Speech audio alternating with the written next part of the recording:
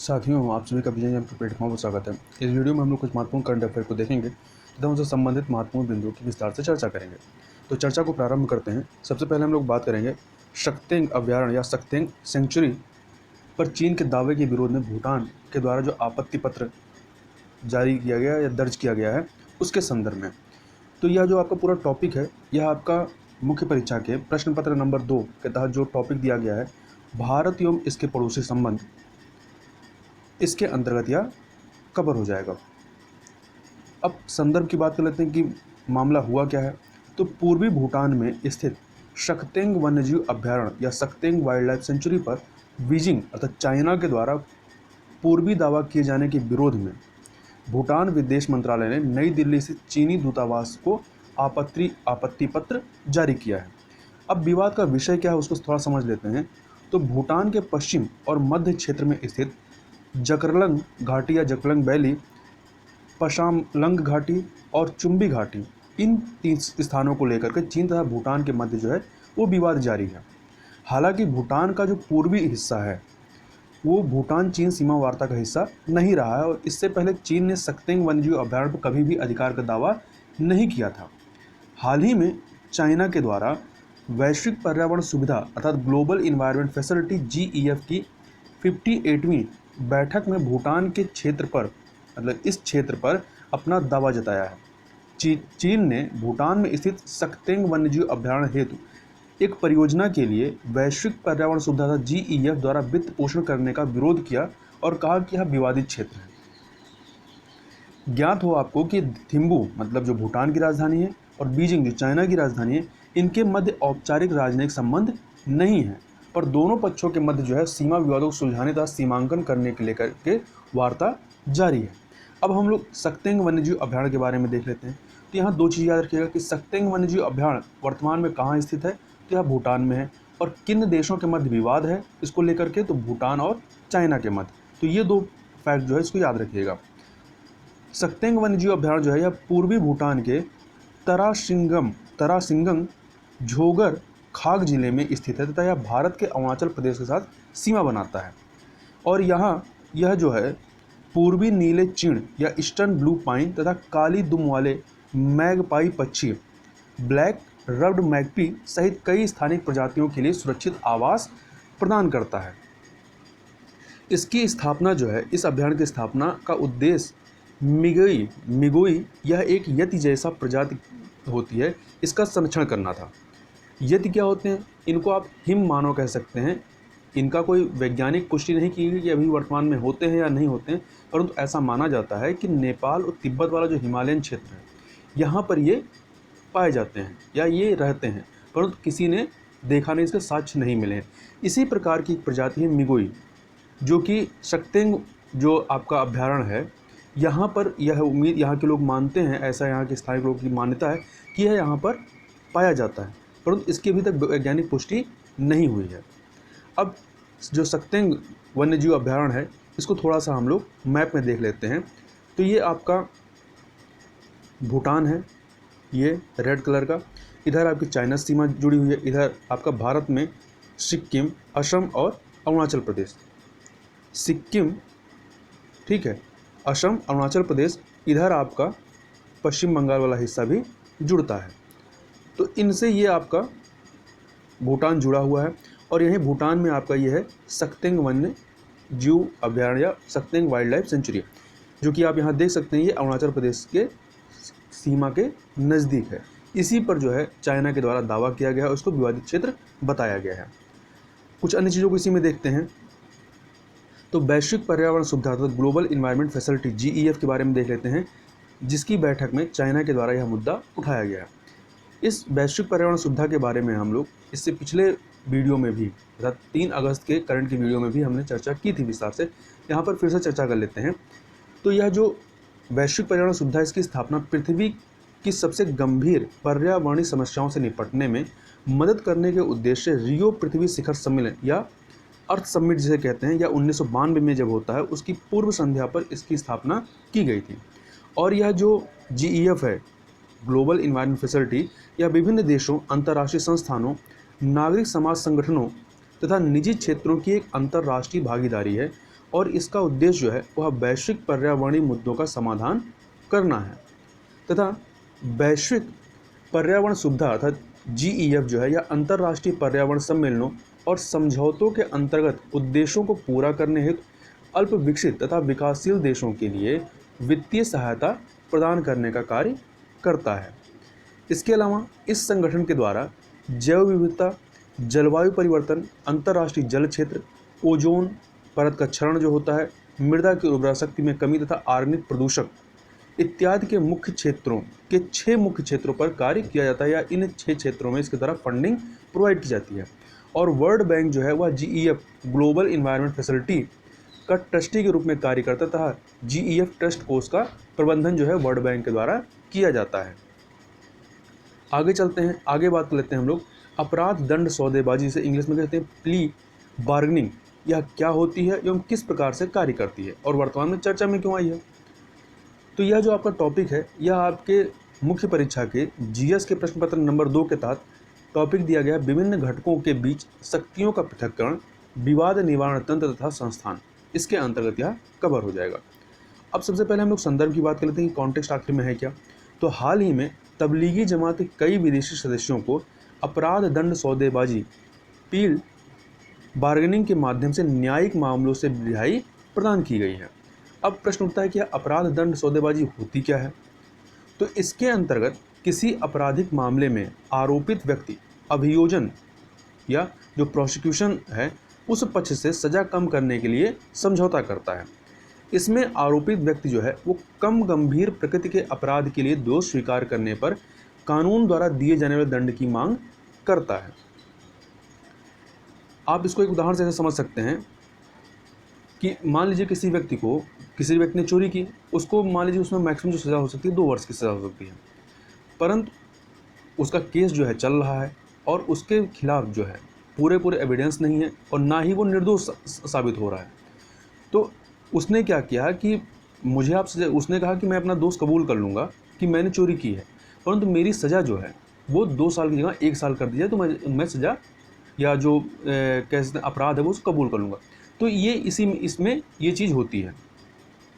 अन्य चीज़ों को देखें तो यह मुख्य रूप से अभियुक्त और अभियोजक के बीच मामले की सुनवाई से पूर्व समझौता किया जाता है और इस प्रकार के समझौते में आरोप कम करने अथवा सज़ा कम करने के लिए सौदेबाजी की जाती है।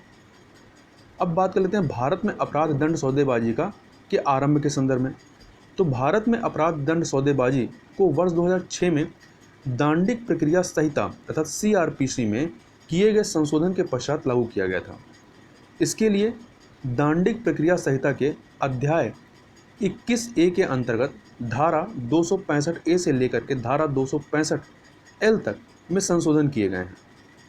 अब बात कर लेते हैं अपराध दंड सौदेबाजी की जो प्रक्रिया जो प्रोसेस है वो कैसे कार्य करती है।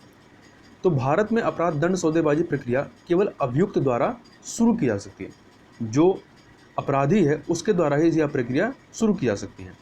इसके लिए अभियुक्त जो है या जो एक्यूज्ड है वो न्यायालय में सौदेबाजी का लाभ प्रदान करने के लिए या प्राप्त करने के लिए एक आवेदन करता है। इसमें आवेदक अर्थात जो अभियुक्त है या एक्यूज्ड है यह घोषित करता है कि यह उसकी स्वैच्छिक प्राथमिकता है तथा वह अपराध के लिए कानून द्वारा दिए जाने वाले दंड की सीमा तथा प्रकृति को समझता है। इसके पश्चात न्यायालय द्वारा अभियोजक, प्रोसिक्यूशन तथा शिकायतकर्ता अथवा पीड़ित को सुनवाई के लिए नोटिस जारी किया जाता है और इस प्रकार के आवेदन की स्वैच्छिक वॉलंटरी प्रकृति को एक न्यायाधीश द्वारा कैमरे की उपस्थिति में जांच करना आवश्यक होता है और इस प्रक्रिया में दूसरे पक्ष की मौजूदगी नहीं होती है तथा इसके पश्चात न्यायालय जो है वो अभियोजक, जांच अधिकारी और पीड़ित को मामले के संतोषजनक निपटान करने हेतु बैठक आयोजित करने की अनुमति प्रदान करता है और इस समझौते के परिणाम में अभियुक्त द्वारा पीड़ित को क्षतिपूर्ति तथा अन्य खर्चों का भुगतान करना सम्मिलित हो सकता है।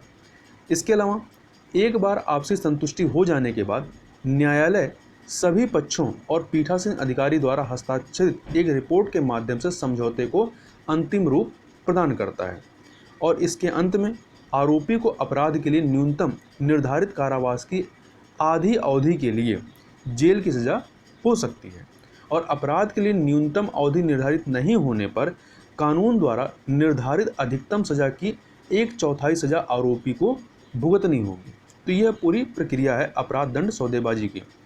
अब प्रश्न उठता है कि किन मामलों में ये अपराध दंड सौदेबाजी प्रक्रिया की अनुमति प्रदान की जाती है, मतलब कौन से ऐसे अपराध होते हैं जहां पर यह प्रक्रिया कार्य कर सकती है। तो दंडिक प्रक्रिया संहिता CRPC के अध्याय 21A के अंतर्गत दिए गए प्रावधानों के अनुसार कोई आरोपी व्यक्ति मृत्युदंड, आजीवन कारावास अथवा 7 साल से अधिक की सजा प्रदान किए जाने वाले अपराध नहीं किए हो तो इस योजना का लाभ उठा सकता है, और यह अदालत द्वारा संज्ञान में ली गई निजी शिकायतों पर भी लागू होता है। इसके अलावा देश की सामाजिक आर्थिक स्थिति को प्रभावित करने वाले अपराध करने वाले तथा महिलाओं और 14 वर्ष से कम आयु के बच्चे के विरुद्ध अपराध करने वाले आरोपियों को इस योजना का लाभ नहीं दिया जाता है। अब बात कर लेते हैं अपराध दंड सौदेबाजी या जो योजना है इसकी उपपत्ति कैसे होती है, इन्फ्लुएंस कैसे होता है। तो आपराधिक न्याय प्रणाली के सुधारों पर गठित जस्टिस मलिमथ कमेटी ने अपराध दंड सौदेबाजी के संदर्भ में विधि आयोग द्वारा की गई विभिन्न सिफारिशों का समर्थन किया है।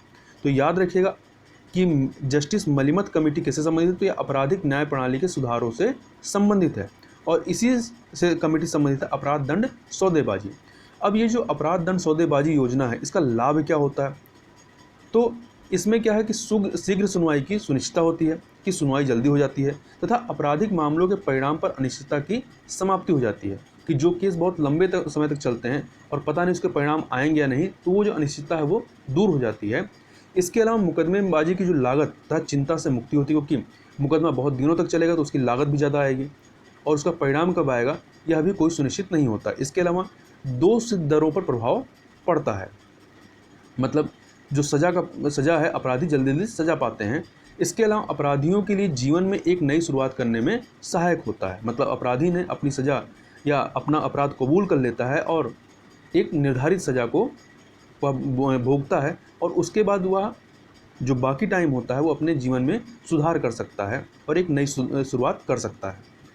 आगे चलते हैं। भारत, नेपाल और इंग्लैंड के बीच वर्ष 1947 का जो समझौता हुआ था उसके संदर्भ में, तो कॉन्टेक्स्ट क्या है, हम इसकी चर्चा कर क्यों रहे हैं। तो हाल ही में नेपाली विदेश मंत्री ने कहा कि भारत, नेपाल और इंग्लैंड के बीच वर्ष 1947 का जो समझौता है जो गोरखा सैनिकों की सैन्य सेवा से संबंधित है यह अब निरर्थक हो गया है।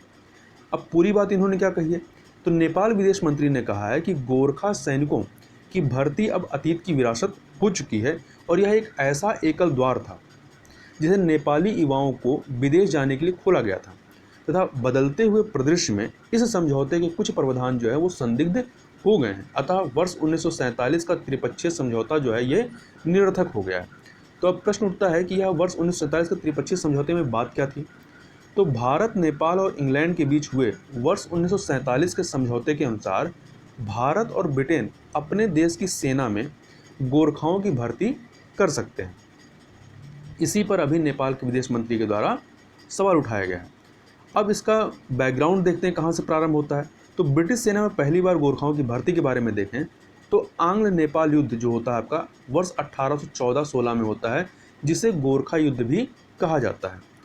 इसके दौरान जब अंग्रेज सेना को अधिक क्षति हुई थी तब ब्रिटिश ईस्ट इंडिया कंपनी ने पहली बार अपनी सेना में गोरखाओं की भर्ती किया था और यह जो युद्ध था आंग्ल नेपाल युद्ध या गोरखा युद्ध जो 1814-16 में होता है, यह वर्ष 1816 की सुगोली की संधि पर हस्ताक्षर के साथ समाप्त होता है, मतलब इस संधि से यह समाप्त हुआ था। तथा कुछ फैक्ट भी याद रखिएगा, जैसे आंग्ल नेपाल युद्ध के समय ब्रिटिश भारत के जो गवर्नर जनरल थे कौन थे, लॉर्ड हेस्टिंग थे। और लॉर्ड हेस्टिंग गवर्नर जनरल कब तक थे, तो इनका जो कार्यकाल था 1813 से लेकर के 23 तक था, 10 सालों का।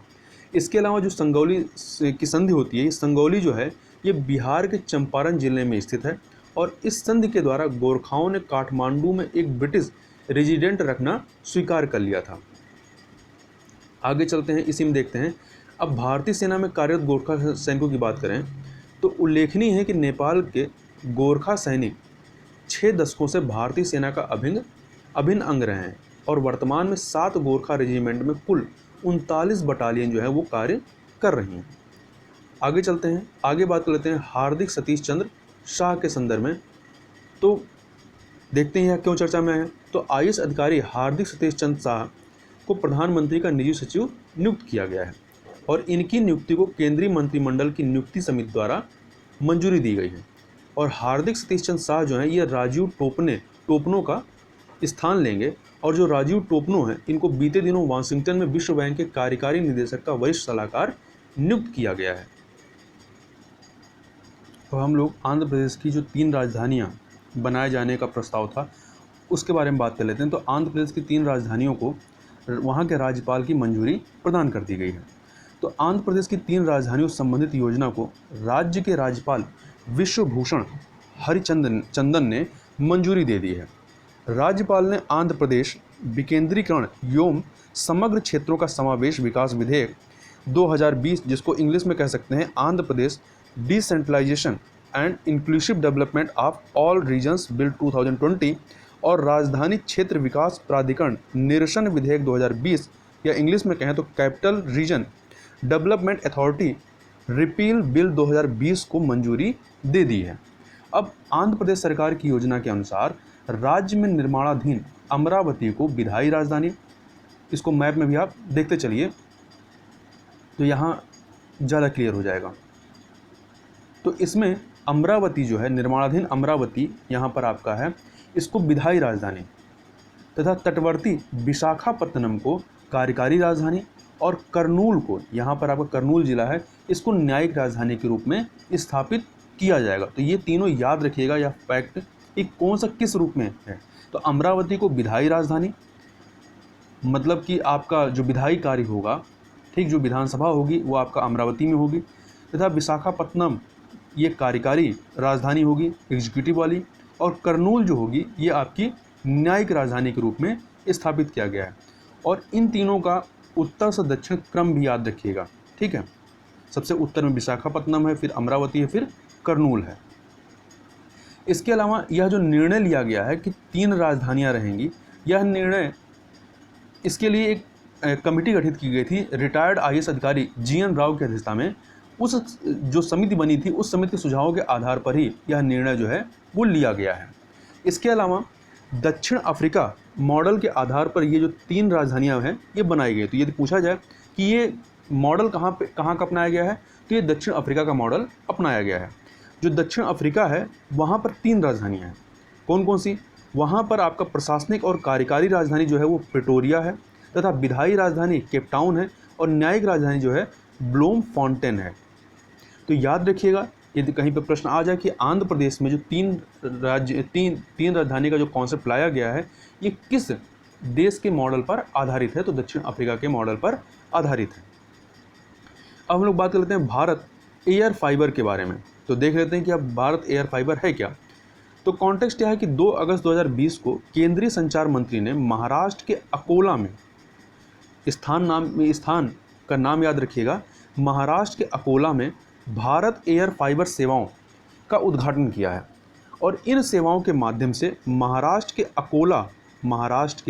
अकोला एवं वाशिम जिले में वायरलेस इंटरनेट कनेक्शन की सुविधा पहुंचाई जा सकेगी। तो याद रखिएगा पहला यह कहाँ पर प्रारंभ किया गया है, इन जिलों के मध्य में, तो अकोला एवं वाशिम जिलों में, ठीक है।